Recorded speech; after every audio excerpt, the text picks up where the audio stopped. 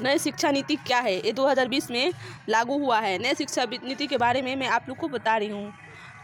तो ये नई शिक्षा नीति 29 जुलाई 2020 को मानव संसाधन विकास मंत्री रमेश पोखरियाल निशंक द्वारा नई शिक्षा नीति की घोषणा की गई है। 34 साल पुरानी राष्ट्रीय शिक्षा नीति 1986 को प्रतिस्थापित करेगी। नई शिक्षा नीति के निर्माण के लिए जून 2017 में पूर्व इसरो प्रमुख के कस्तूरी रंगन की अध्यक्षता में एक समिति का गठन किया गया था। इस समिति ने मई 2019 को राष्ट्रीय शिक्षा नीति 2020 का मसौदा तैयार किया था। भारत की पहली शिक्षा नीति 1968 में इंदिरा गांधी सरकार में आई थी, जिसका सुझाव था कोठारी आयोग ने दिया था। दूसरी शिक्षा नीति 1986 में राजीव गांधी के प्रधानमंत्री काल में आई थी, जिसके तहत शिक्षा के 10+2+3 मॉडल को अपनाया गया था। 1992 में पी.वी. नरसिंह राव ने दूसरी शिक्षा नीति में संशोधन किया था। नई शिक्षा नीति 2020 में जो आई है उसके बारे में मैं बताने जा रही हूँ। राष्ट्रीय शिक्षा नीति 2020 का 1968 और 1986 के बाद स्वतंत्र भारत की तीसरी शिक्षा नीति होगी। मानव संसाधन विकास मंत्रालय का नाम बदलकर शिक्षा मंत्रालय कर दिया गया है। रमेश पोखरियाल निशंक अब शिक्षा मंत्री कहलाएंगे। नई शिक्षा नीति के तहत वर्तमान में सक्रिय 10+2 के शैक्षणिक मॉडल के स्थान पर 5+3+3+4 मॉडल लागू किया जाएगा। अब स्कूल के पहले 5 साल की पढ़ाई को फाउंडेशन स्टेज मानी जाएगी, जिसमें प्री प्राइमरी स्कूल के 3 साल और पहली दूसरी कक्षा के 2 साल शामिल होंगे। अगले 3 साल का स्टेज कक्षा 3 से 5 तक की होगी। इसके बाद 3 साल का मिडिल स्टेज यानी कक्षा 6 से 8 तक की होगी। अंतिम 4 साल का स्टेज कक्षा 9 से 12 तक की होगी। अब 9वीं कक्षा से ही विषय चुनने की आज़ादी होगी। शिक्षण के माध्यम में 5वीं कक्षा तक मातृभाषा, स्थानीय का क्षेत्रीय भाषा का इस्तेमाल किया जाएगा। 6ठी कक्षा में वोकेशनल कोर्स शुरू किए जाएंगे। नई शिक्षा नीति के अनुसार शोध करने वाले छात्रों के लिए स्नातक डिग्री की अवधि को 4 वर्ष कर दिया गया है।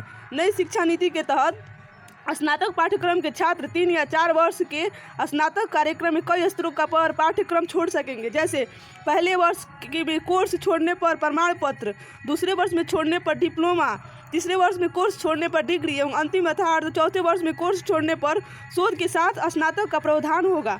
नई शिक्षा नीति में एम.फिल कोर्स को समाप्त कर दिया गया है। 4 साल की डिग्री स्नातक डिग्री प्रोग्राम के बाद सीधे पीएचडी कर सकते हैं। एम.फिल करने की ज़रूरत नहीं होगी। स्कूल से दूर रह रहे 2 करोड़ बच्चों को मुख्य धारा में लाया जाएगा। नई शिक्षा नीति में शिक्षा का जीडीपी का 6% खर्च करने का लक्ष्य रखा गया है, जो वर्तमान में 4.43% है।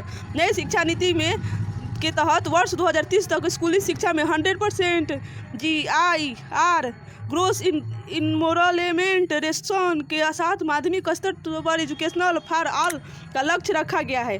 उच्च कक्षा में GIR ग्रोस इनरोलमेंट रेशन तथा वर्ष 2035 तक 50% करने का लक्ष्य रखा गया है।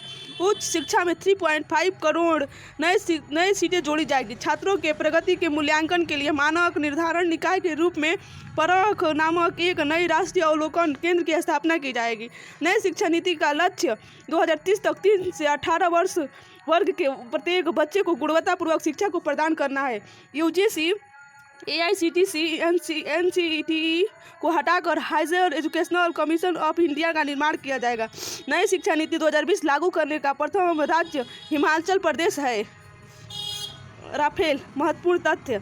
राफेल एक उन्नत किस्म का फाइटर प्लेन है, जिसे फ्रांस की डसाल्ट एविएशन कंपनी ने बनाया है। भारत फ्रांस के बीच 36 राफेल विमानों के लिए 59 करोड़ रुपए के समझौता वर्ष 2016 में हुआ था। पहले खेप के तहत 5 राफेल विमान फ्रांस के मेरिनेक एयरबेस से उड़ान भरकर 29 जुलाई 2020 को भारत के हरियाणा के अम्बाला एयरबेस पर पहुंच गए थे। फ्रांस से उड़ान भरने के 7 घंटे बाद राफेल की पहली लैंडिंग UAE की डफरा एयरबेस पर हुई। भारत को मिले राफेल फाइटर प्लेन 4.5 PD के हैं। फ्रांस के राफेल खरीदने वाला पहले देश इजिप्ट है। भारत राफेल पाने वाला विश्व का 4था देश बन गया है। राफेल में उड़ान भरने वाले पहले भारतीय पायलट हिलाल अहमद है। भारत आने वाले राफेल को नेतृत्व वर्ष 2009 में शौर्य चक्र से सम्मानित ग्रुप कैप्टन हर किरत सिंह ने किया था। वर्तमान में फ्रांस, इजिप्ट, कतर एवं भारत के पास राफेल विमान है। राफेल की भार वहन क्षमता 9500 किलोग्राम है और यह अधिकतम 24 1500 किलो तक के वजन के साथ 60 घंटे की उड़ान भरने की इसमें सक्षम है। राफेल में प्रयोग होने वाली 3 मिसाइल है: स्काइप मिसाइल, मीटियार मिसाइल तथा हैमलर मिसाइल।